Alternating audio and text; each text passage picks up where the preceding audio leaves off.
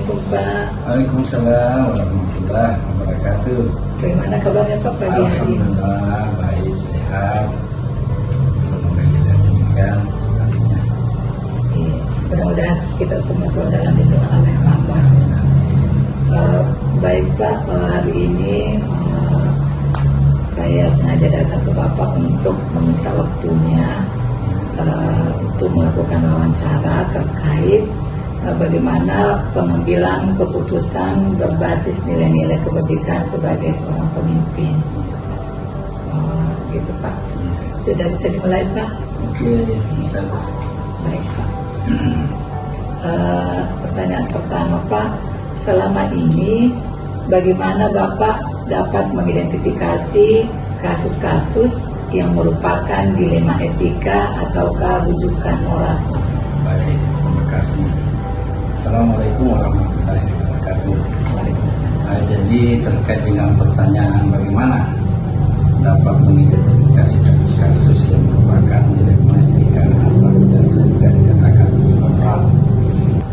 Secara pribadi, saya biasa melakukan beberapa langkah seperti itu. Tapi secara umum itu juga berlaku semua dimanapun itu bisa digunakan. Nah, ada beberapa langkah di antaranya yang pertama itu harus kita pahami situasi dulu. Situasi yang dimaksud kita di sini adalah kasus dilema etika itu seperti apa? Ya? Apakah dia masuk namanya budi moral? Karena apabila ada beda sedikit dilema etika dengan budi moral. Ya. Jadi pertama adalah langkah pertama kita lakukan adalah memahami situasi dan kondisi.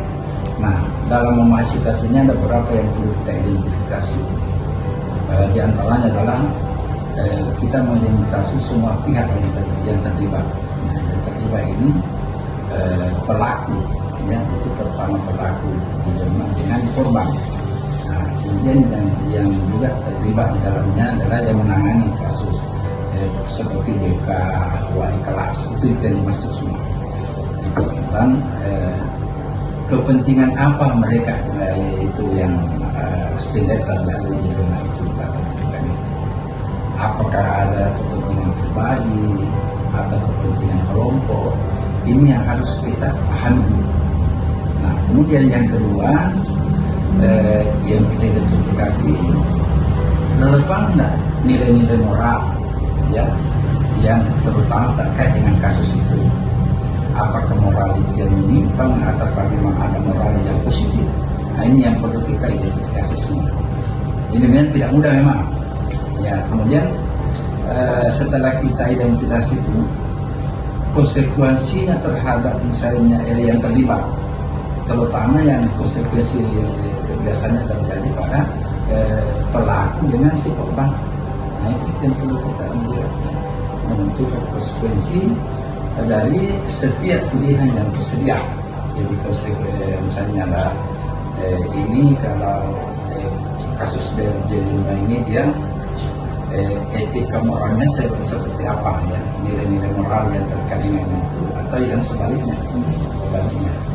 Nah, kemudian yang kedua, langkah yang kita lakukan adalah bagaimana kita bisa membedakan dilema etika atau rujukan moral. Ya, sebab misalnya begini, kalau dilema etika itu adalah situasi di mana seseorang harus memilih antara dua pilihan. Yang keduanya memiliki nilai moral, tetapi bertentangan. Nah, itu. Ini penting.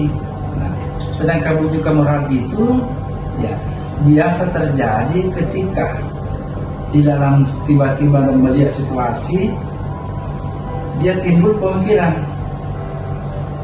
saya lakukan ini, saya dosa.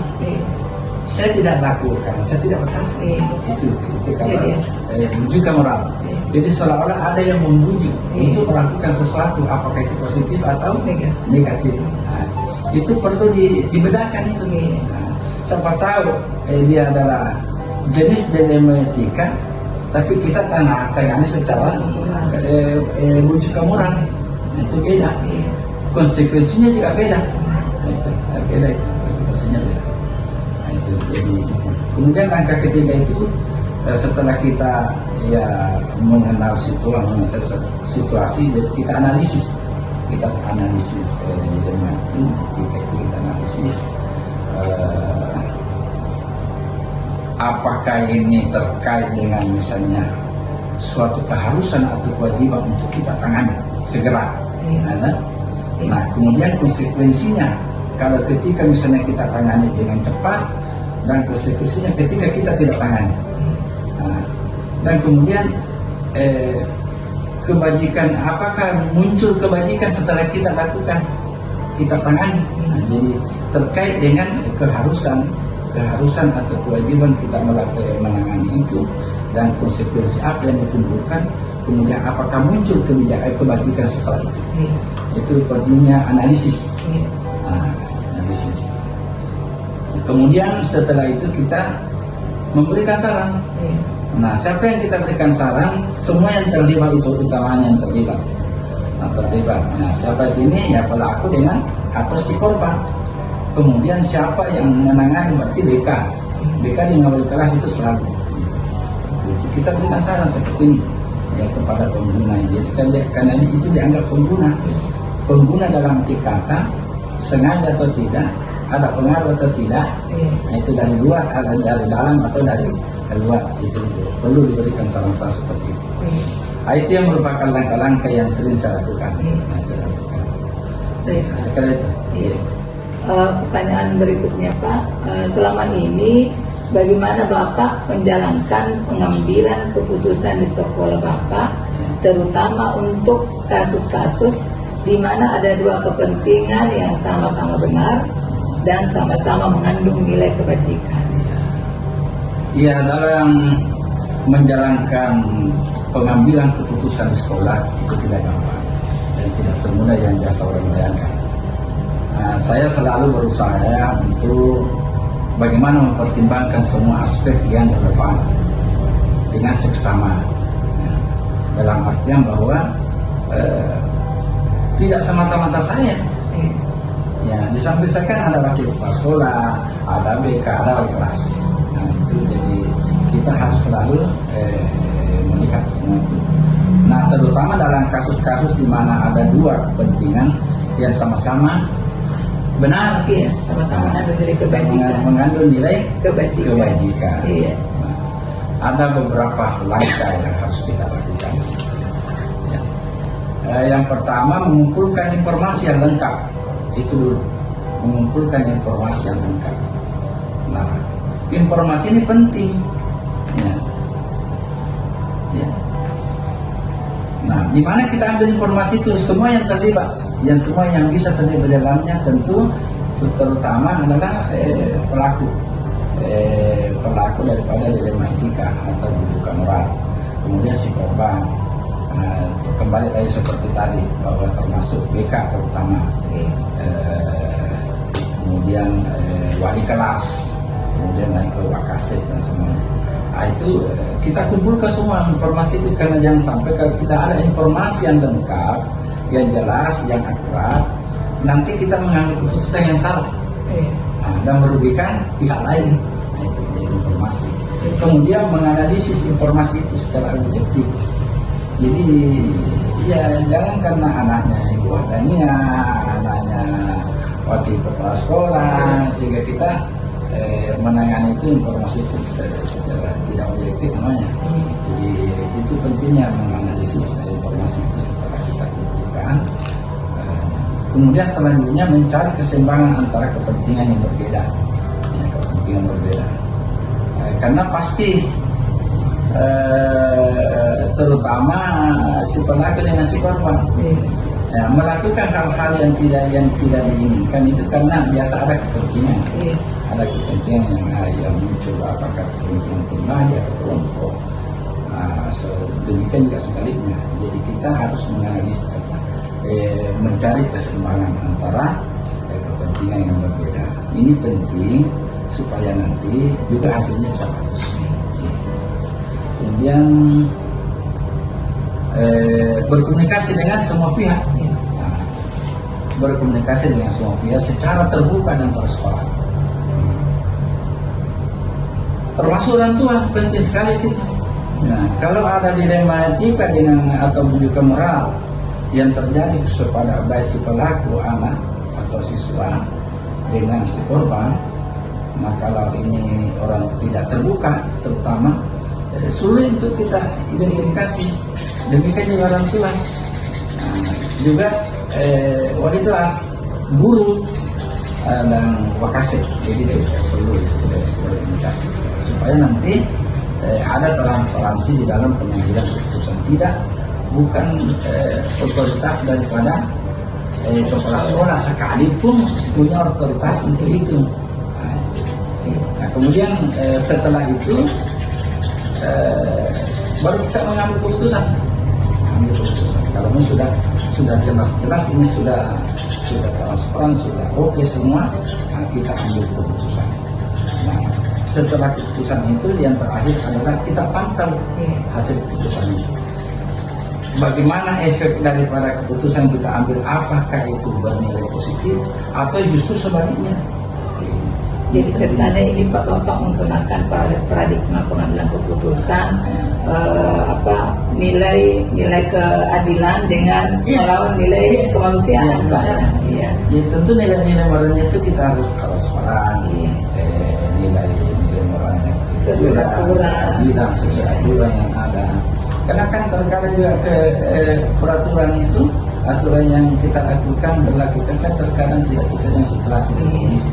Karena itu aturan itu tidak boleh kaku. Baik Pak, saya rasa untuk pertanyaan ketiga, langkah-langkah dan prosedur yang Bapak lakukan Bapak tadi sudah jelaskan dengan sangat baik.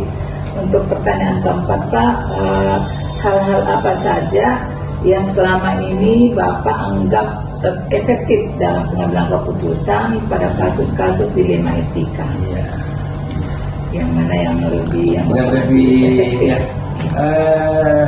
Hampir ya semua kombinasi yang saya anggap itu pertama adalah selalu saya menggunakan pendekatan yang komprehensif. Nah, semua yang terlibat kita harus itu komprehensif. Itu yang pertama. Kemudian yang kedua, kita selalu berkonsultasi dengan siapapun tadi yang saya sudah katakan. Tentu kalau kita bicara di sekolah ya mulai dari guru, termasuk guru yang mengajar, kemudian wali kelas, terutama BK, perlu akase ya nanti terakhirlah kepala sekolah. Nah, itu konsultasi, kemudian kolaborasi itu penting.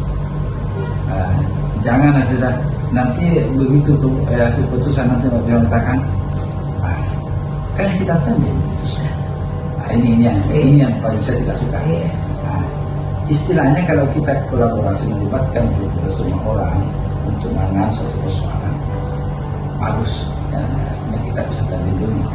Nah, itu kemudian ketiga yang sering saya lakukan yang saya anggap efektif juga, saya selalu menerapkan prinsip-prinsip etika.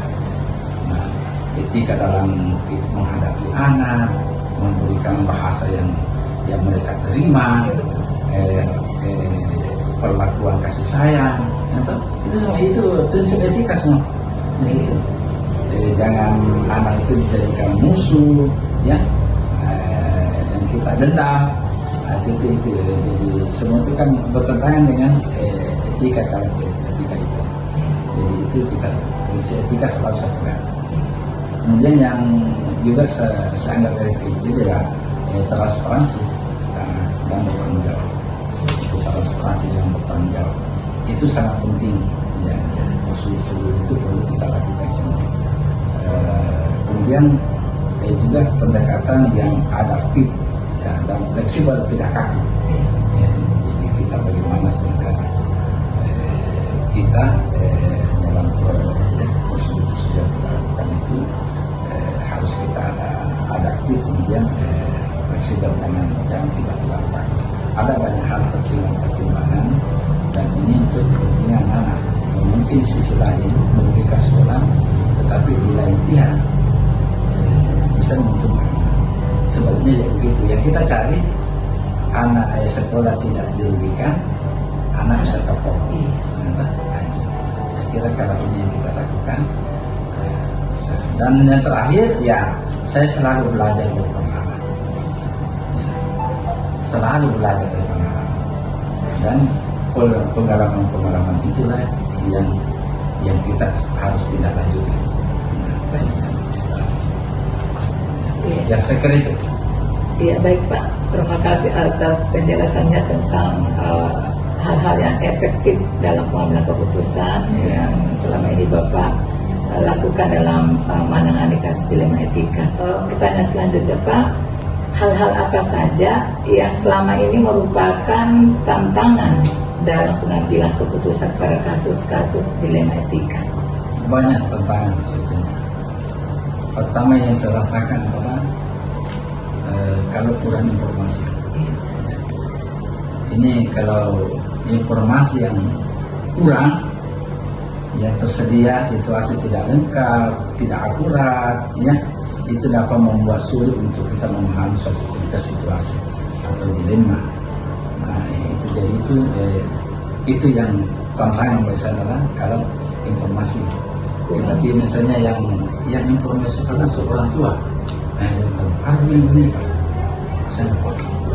Saya merasa gimana saya selaku kepala sekolah terjadi di lingkungan saya, kok tidak tahu, orang luar tahu. Ini kenapa? Karena kurangnya informasi dari utamanya yang salah saya tunggu dari wali kelas. Bagaimana? Makanya saya harus tanyakan bagaimana kondisi kelas anak tak. Apakah ada anak tak bermasalah yang sering tidak datang sekolah? Apa sebabnya? Ini yang biasa kurang.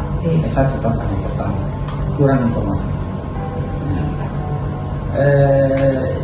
Juga konflik nilai, itu yang kedua. Tantangan yang juga saya sering ini adanya konflik nilai. Nah, dalam arti kata bahwa nilai-nilai ada melibatkan nilai-nilai yang berbeda. Nilai-nilai yang berbeda. Nah, contoh misalnya begini, apakah itu misalnya ini berhubungan dengan nilai kejujuran misalnya, atau sebaliknya. Contoh begini, ada anak yang menyontek, ya, pada saat dia ulang menyontek, ya. Ini di sini konflik nilai, ya, karena di satu sisi usaha salah satu saya itu nyontek itu karena dia mendapat nilai baik. Nah, konflik kepentingan di situ. Di sisi lain dia butuhkan nilai baik, tetapi di nilai moral lain mengatakan bahwa itu tidak jujur. Nah, itu ini konflik banyak. Sama juga kalau misalnya ada kasus perkelahian. Kasus perkelahian itu terjadi biasa bukan karena sebetulnya pribadi yang melakukan perkelahian itu. Ada misalnya unsur lain. Apakah karena dia dibully oleh temannya, ya, sehingga itu dia lakukan itu, padahal sesungguhnya dia tidak melakukan. Dia paham bahwa itu ketika saya berkelahi bertentangan dengan nilai. Nah, tetapi ini adalah konflik. Nah, konflik yang kedua yang saya maksud di situ, terkadang kita tangani, kita anggap bahwa kasus perkelahian ini kita solusinya didamaikan antara si pelaku dengan si korban. Di sisi lain, orang tua nolak, tidak mau. Kasusnya harus dibawa ke polisi. Ini konflik, ini bertentangan antara.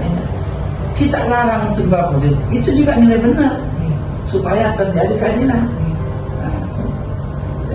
Dibawa ke sana, itu kembali ke sekolah. Bagaimana sekolah menangani kasus? Kok sampai polisi apa dan sebagainya? Kenapa bisa terjadi? Itu konflik nilai semua. Nah, yang paling parah adalah saya selalu mendapat tekanan, dan itu bias. Tekanan dari orang tua, tekanan biasa, tekanan dari guru. Kita mau begini, guru mau tidak Pak, harus begini. Apalagi kalau wali kelas, tidak Pak, saya harus bantu anakku bagaimana saya ingin. Tapi ini sudah merugikan ke sekolah, dan bahkan bisa menjadi racun bagi yang lain.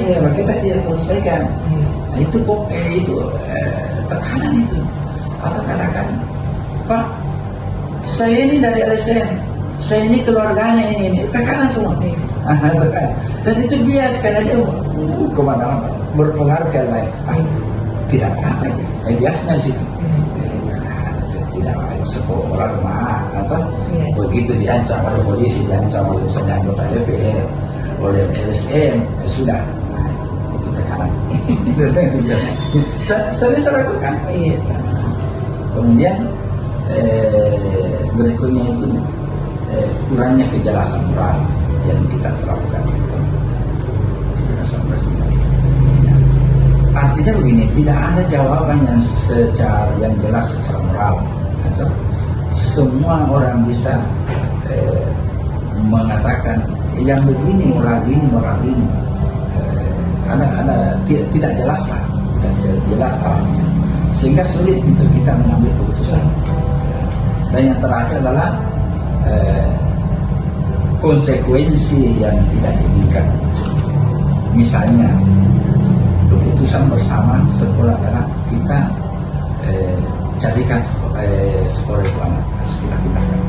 Jadi tidak boleh kita mengatakan dikeluarkan. Jadi bahasa dikeluarkan itu tidak boleh lagi. Kita kembalikan ke orang tua untuk kita bagaimana membicarakan masa depan anak selanjutnya. Nah itu konsekuensi yang tidak diinginkan biasa. Kita sudah arahkan anak ini untuk bersekolah di satu sekolah, tetapi sampai di sana dia tidak lanjut. Nah, kita ada kasus itu.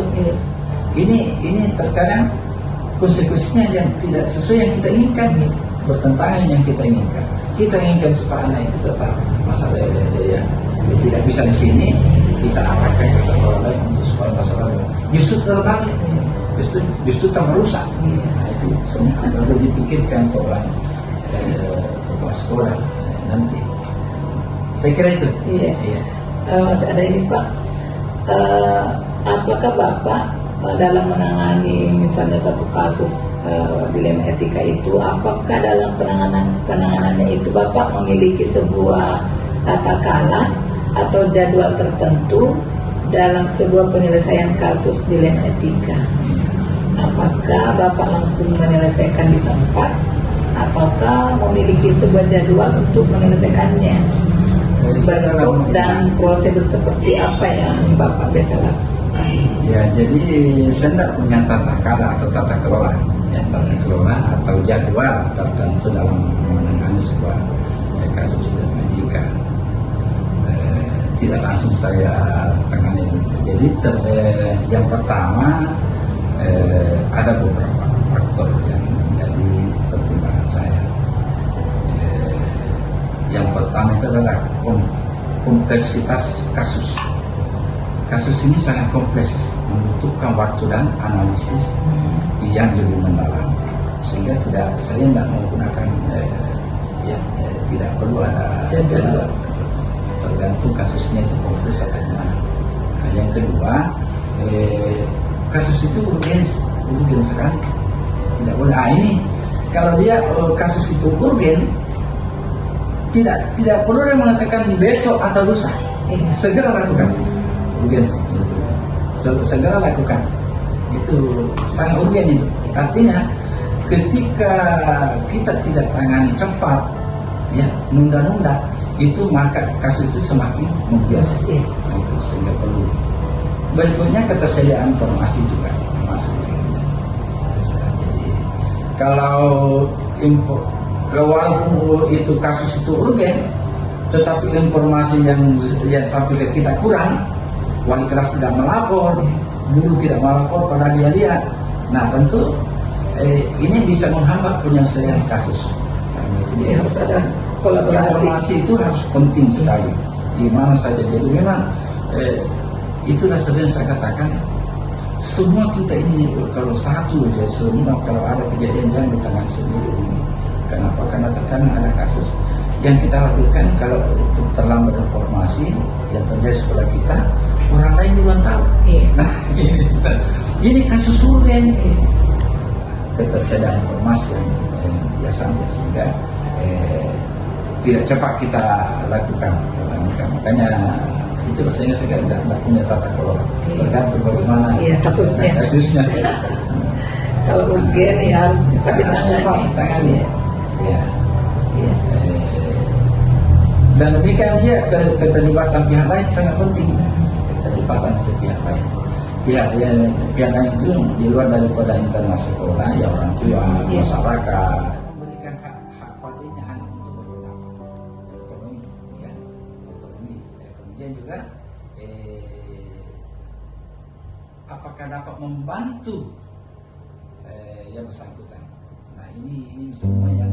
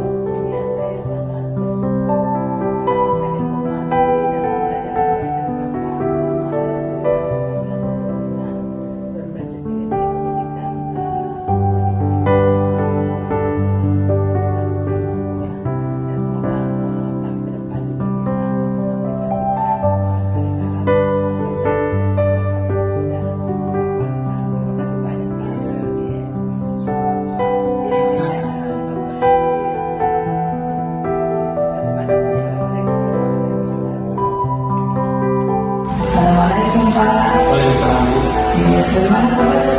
Alhamdulillah, baik Bu. Kalau Ibu bagaimana? Alhamdulillah.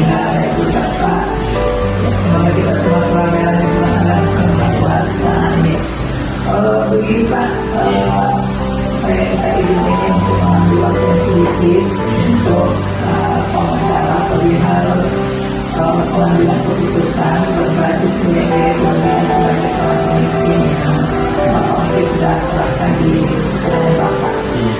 Bagaimana Pak, sudah siap untuk saya wawancara beberapa pertanyaan Pak? Siap. Baik, pertanyaan pertama Pak, selama ini bagaimana Bapak dapat mengidentifikasi kasus-kasus yang merupakan dilema etika atau burukan moral? Jadi ini kan sudah baru ya, ini dilema etika atau burukan moral. Jadi kadang ada dua kata di situ, dilema etika. Ini itu kan kalau dilema bisa apa namanya, bisa juga menguntungkan, bisa juga merugikan. Jadi namanya dilema, etika dan terkait dengan moral. Jadi memang apa namanya, ini memang sesuatu yang sulit untuk apa namanya, untuk diselesaikan kalau kita apa namanya masuk ke kasus-kasus yang dilema etika ini. Karena yang pertama kita harus diidentifikasi dulu berkaitan dengan nilai atau moral, kemudian kita harus juga mendengarkan perspektif orang lain, kemudian mempertimbangkan konsekuensinya yang panjang. Jadi memang agak rumit memang kalau terkait ini kita dari kita, tapi kalau kita sudah berkolaborasi, ini pengambilan keputusan ini kan tidak bisa orang-orang, harus berkolaborasi kita. Jadi kalau kita yang masalah gimana? Jadi dilema etika yang selama ini kalau ada terjadi di sekolah Bapak ya tidaknya diidentifikasi dulu. Yang pertama itu diidentifikasi masalahnya. Kemudian kolaborasi dengan terlibat misalnya kelas. Selanjutnya bahkan stakeholder dalam pengurus. Seperti itu.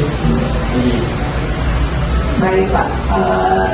Pertanyaan kedua, selama ini bagaimana Bapak menjalankan pengambilan keputusan di sekolah Bapak, terutama untuk kasus-kasus di mana ada dua kepentingan yang sama-sama benar atau sama-sama mengandung nilai kebaikan?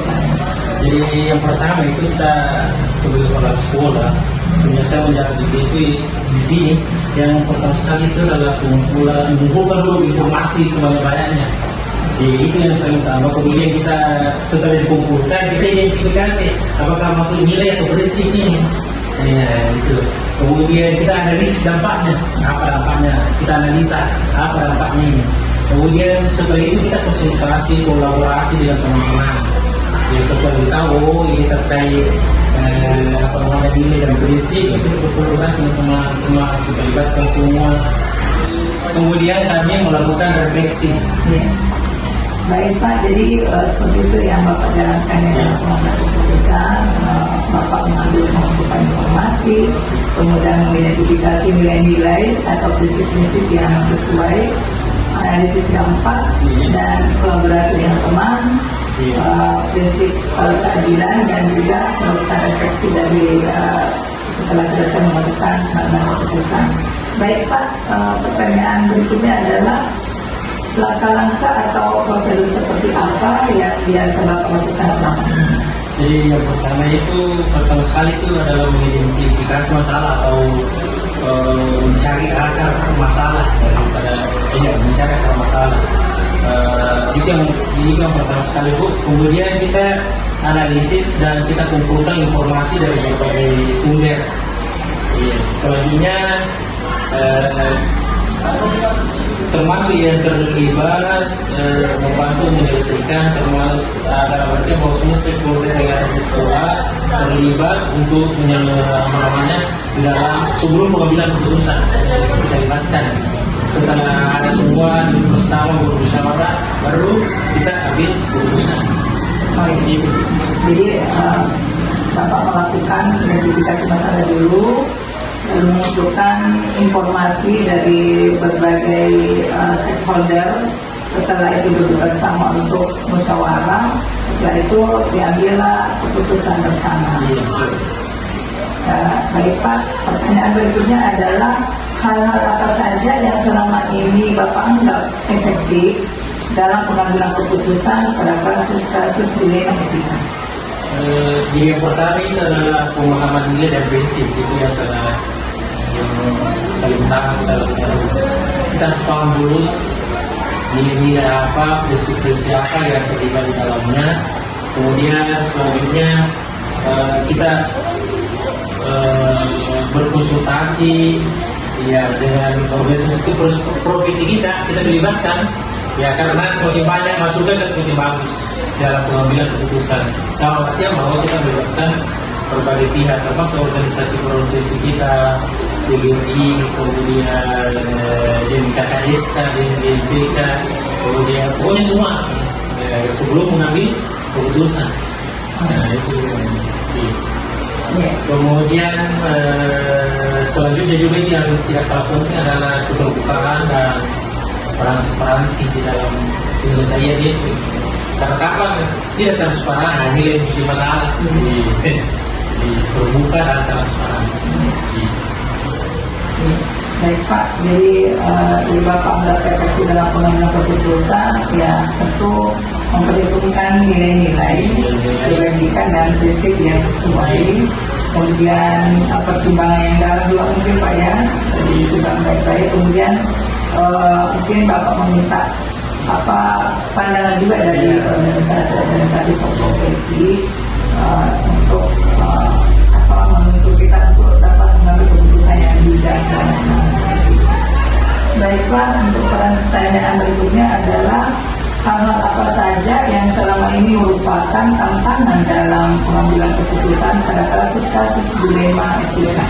Jadi yang pertama sekali dia sangat dominan juga di dalam pengambilan keputusan itu biasanya ada tekanan dan luar. Makanya kalau ada masalah di sekolah yang kita usahakan selesaikan di sekolah, tidak keluar.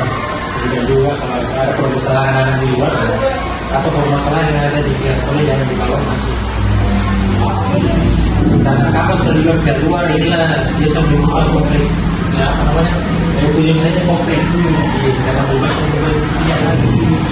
Jadi yang biasa apa namanya? Yang menjadi tantangan di sini itu kalau ada tekanan dari luar, kalau sendiri di dalam enggak penyelesaian. Saya rasa Pak rata-rata tantangannya seperti itu Pak ya, ada tekanan dari pihak. Pertanyaan selanjutnya Pak, apakah Bapak memiliki sebuah tata cara atau jadwal tertentu dalam sebuah penyelesaian kasus dilema etika?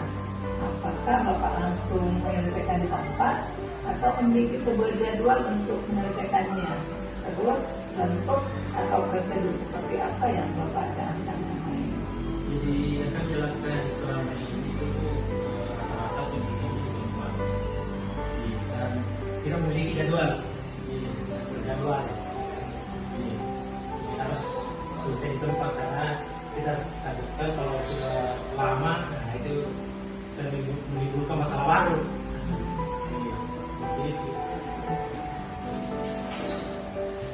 Jadi kalau ada sebuah kasus yang tidak dibuatkan jadwal Pak ya, apalagi kalau misalnya penanganannya itu bisa dalam waktu cepat ya, segera dilakukan, karena kalau itu dilakukan akan menimbulkan lagi masalah yang baru. Kalau terlalu banyak diketahui lebih banyak orang, ya sebaiknya dibuat keputusan secepatnya. Kemudian pertanyaan berikutnya adalah, adakah seseorang atau faktor-faktor apa yang selama ini mempermudah atau membantu Bapak dalam pengambilan keputusan dalam kasus-kasus dilema etika?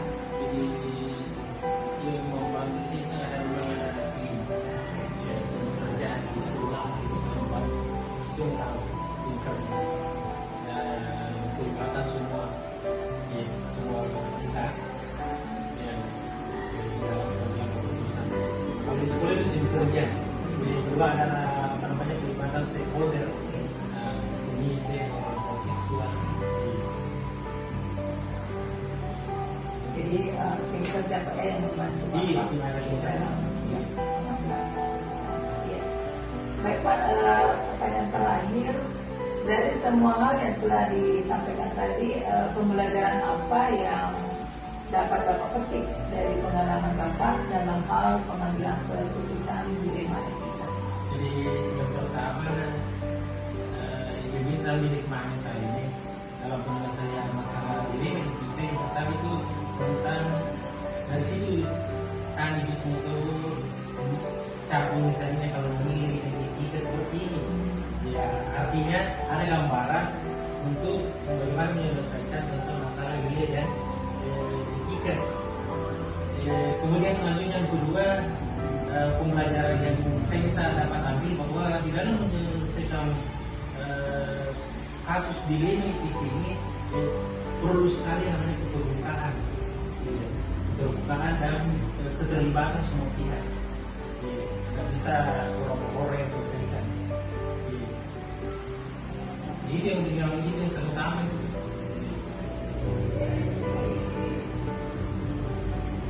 Jadi seperti itu Pak ya. Jadi pembelajaran yang Bapak petik dari pengalaman Bapak, yang pertama Bapak sudah memahami dengan apa yang sudah Bapak laksanakan dalam pengambilan keputusan, berarti itu sudah menjadi pengalaman yang berharga. Ya. Terus yang kedua, dalam penyelesaian kasus perlu adanya keterbukaan dan keterlibatan semua pihak, ya, sampai stakeholder sekolah semuanya. Baik Pak, terima kasih atas waktu dan kesempatannya telah memberi kami pembelajaran yang berharga bagi saya pribadi. Mudah-mudahan Bapak terdepannya lebih sukses lagi sebagai kepala sekolah di sekolah ini. Terima kasih.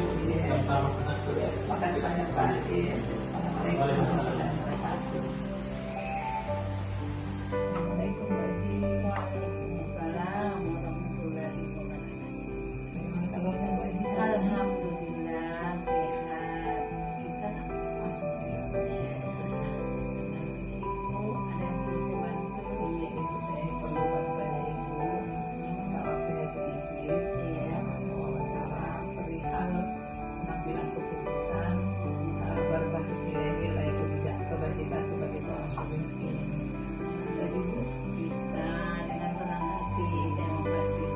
Ya, baik ibu ya. Pertanyaan saya ibu, selama ini bagaimana ibu dapat mengidentifikasi kasus-kasus yang merupakan dilema etika atau dugaan moral? Kami sangat mempertimbangkan nilai-nilai konsekuensi yang telah kami tetapkan dalam jangka waktu yang panjang dengan pertimbangan moral yang memerlukan pemikiran yang sangat mendalam dalam hal etika dan dilema yang ada. Itu ya Bu ya. Banyak pertimbangan ya. Ya, dan memerlukan waktu yang sangat panjang. Ada konsekuensi waktu yang dapat diperhitungkan di sini. Baik Ibu, pertanyaan kedua, selama ini bagaimana Ibu menjalankan pengambilan keputusan di sekolah Ibu, terutama untuk kasus-kasus di mana ada dua kepentingan yang sama-sama benar atau sama-sama mengandung nilai kebajikan? Di sini kami sangat dihadapkan dalam hal selalu membuat keputusan yang dituntut untuk selalu mempertimbangkan berbagai kebijakan di mana kita harus mengumpulkan informasi dan mengidentifikasi nilai-nilai prinsip yang analisisnya berdampak dan berkolaborasi dengan pihak-pihak tertentu. Ya, serta kami mempunyai prinsip yang utama yaitu adil dalam hal apapun untuk menjadi di sekolah kami sangat diutamakan. Baik, jadi membuat keputusan itu mempertimbangkan kebijakan-kebijakan yang dan mengumpulkan informasi yang akurat dan tentu kolaborasi dengan pihak-pihak yang berkaitan dengan sekolah. Baik Ibu, selanjutnya langkah-langkah atau prosedur seperti apa yang biasa Ibu lakukan selama ini? Nah, kalau mengenai langkah-langkah yang saya ambil di sini, saya melakukan sangat sederhana, di mana untuk mengidentifikasikan masalah-masalah dan situasi yang serius untuk mengumpulkan informasi yang sangat akurat dan relevan, serta menganalisisnya dengan baik sesuai dengan keputusan yang saya ambil dengan nilai-nilai inti yang ada di sana. Kita mengidentifikasi masalah, lalu mengumpulkan informasi dan juga musyawarah ya dengan stakeholder yang terjadi. Baik Ibu, selanjutnya hal-hal apa saja yang selama ini Ibu anggap efektif dalam pengambilan keputusan pada kasus-kasus dilema etika? Nah, kalau mengenai masalah kasus-kasus dilema etika yang sangat efektif, di sini pemahamannya dan prinsipnya sangat memiliki pemahaman yang kuat, di mana prinsipnya mendasar di sekolah kami dan sistem pendidikan yang secara umum, serta berkonsultasi dengan sumber yang eksternal yang didukung oleh para guru yang terkait dalam mengambil suatu keputusan tentang etika dan nilai. Ya, jadi yang Ibu anggap efektif dalam mengambil keputusan yang pertama adalah tetap berpegang pada prinsip yang berlaku yang mendasar, kemudian juga konsultasi secara eksternal dan internal. Jadi kalau mungkin saya eksternal ya pihak-pihak orang tua ataukah organisasi sekolah ya yang mungkin seprofesi dengan kita meminta pertimbangan. Setelah itu barulah Ibu dapat menentukan satu keputusan yang tepat. Baik Ibu. Selanjutnya, hal-hal apa saja yang selama ini merupakan tantangan dalam pengambilan keputusan pada kasus-kasus dilema etika yang terjadi di sekolah Ibu? Tantangannya sering kita hadapi, masalah yang dilema etika itu sangat berat. Namun ada beberapa hal yang kita kompleksitasnya sesuai dengan situasi yang seringkali mempertimbangkan konflik-konflik nilai yang sangat mendasar di berbagai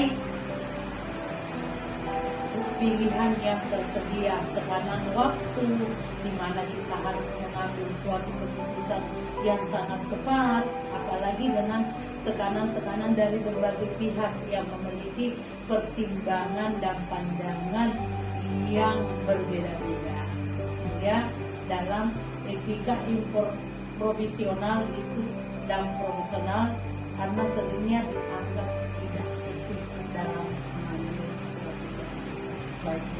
Jadi kalau saya tidak salah tadi saya membuat kesimpulan bahwa tantangan yang paling utama itu adalah adanya tekanan ya. Mungkin tekanan dari dalam internal itu sendiri ataukah mungkin dari luar ya. Dan mungkin ingin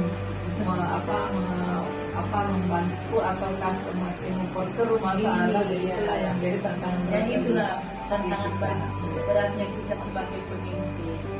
Baik Ibu, terus apakah Ibu memiliki sebuah tata cara atau jadwal tertentu dalam sebuah penyelesaian kasus dilema etika? Apakah Ibu langsung menyelesaikan di tempat pada saat itu ataukah memiliki sebuah jadwal khusus untuk menyelesaikannya dan bentuk atau prosedurnya seperti apa yang Ibu lakukan? Sebagai penanggung jawab di sekolah, saya sangat menyadari bagaimana cara menyelesaikan kasus dilema etika yang seringkali tidak terjadwalkan. Kenapa dikatakan tidak terjadwalkan? Karena waktu yang tertentu, ada prosedur umum yang seringkali kita pertimbangkan dari awal, konsultasi dengan pihak terkait serta hal-hal yang perlu kita pemikiran yang sangat mendasar di sini mengenai dengan etika dan nilai. Jadi perlu waktu-waktu yang sangat mendasar itu. Iya. Jadi tidak ada jadwal khusus ya Bu. Tidak ada. Jadi kalau misalnya ada suatu permasalahan yang mungkin secepatnya langsung diselesaikan Iya. pada saat itu. Memang kita harus menyelesaikan pada saat itu dengan pemikiran-pemikiran yang Iya. matang, karena ini kita dihadapkan dengan problema etika dan dinamika. Jadi tidak terjadwal Bu. Jadi sesuai mungkin dengan kasusnya barangkali kalau Iya. memang kasusnya itu berat, Iya. ya mungkin ada tahapan-tahapan penyelesaian. Iya. Baik Ibu. Pertanyaan berikutnya adalah, adakah seseorang atau faktor-faktor apa yang selama ini mempermudah atau membantu Ibu dalam pengambilan keputusan dalam kasus-kasus dilema etika? Nah, kalau mengenai faktor-faktornya itu sangat mudah dalam etika dan dilema, tapi sangat simpel juga dan sangat berat juga. Boleh dikatakan berat, boleh dikatakan mudah, dan boleh dikatakan sangat susah. Karena kenapa? Kita harus bekerja sama dengan tim manajemen dan staf-staf, ya. Karena staf manajemen dan yang sangat terampil, kita membutuhkan sangat terampil di sekolah. Jadi perlu maksudnya perlu penanganan khusus dengan orang-orang yang terkait dalam hal ini. Kita berkolaborasi lah dengan hal-hal. Jadi saya bisa mengambil kesimpulan di sini bahwa yang membantu atau yang mempermudah Ibu dalam pengambilan keputusan dalam kasus dilema etika adalah orang-orang tertentu yang berada di lingkup Ibu, yang mungkin seperti Wakasek, Iya. atau mungkin pihak komite, Iya. ya, Semua yang berkolaborasi untuk penyelesaian suatu kasus Iya. itu, sehingga Ibu bisa mengambil keputusan yang Iya. tepat.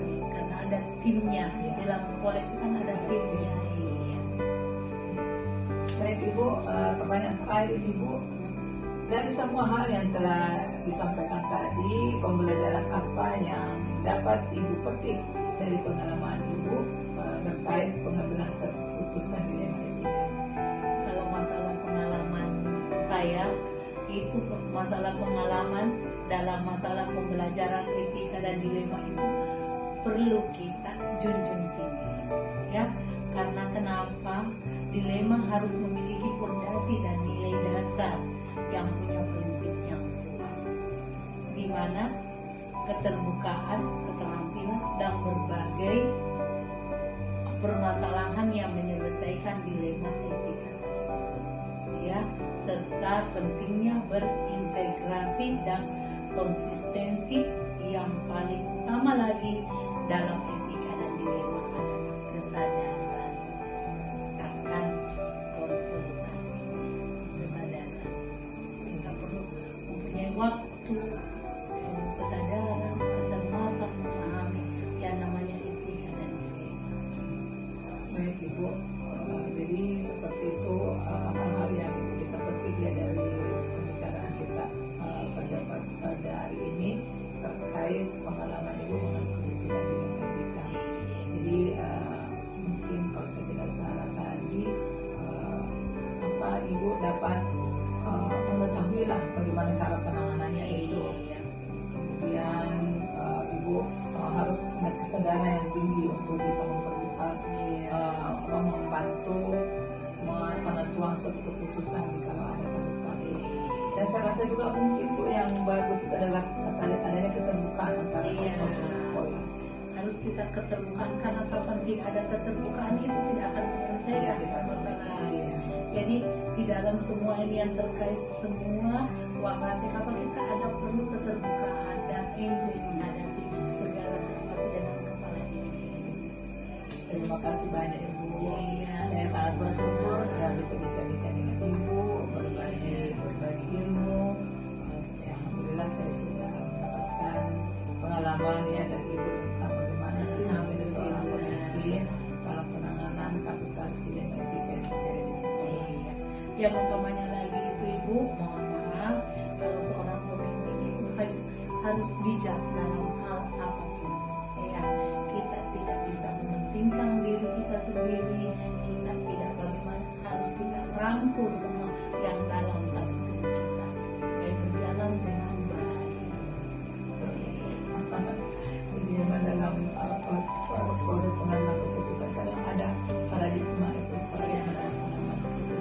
harus mempertimbangkan bahwa memang dalam mengambil satu keputusan pasti ada nilai-nilai yang berlawanan. Iya. Gitu. Di sisi lain kita mau bersifat Iya. adil, di sisi lain kita mau bersifat Iya. muncul jiwa kemanusiaan. Jadi disitulah kita akan bisa jauh dari kasus yang ada ya bagaimana Kita pandai-pandainya lah menilai. menganalisa Iya. kasus itu sehingga kesimpulan yang kita ambil itu artinya tidak menyebabkan orang itu merasa rugi. Iya. Ya, tapi kita mengambil keputusan yang terbaik. Terima kasih banyak Ibu. Iya, Terima sama-sama. kasih. Ibu saya semoga sukses Iya. dalam hal apapun. Amin.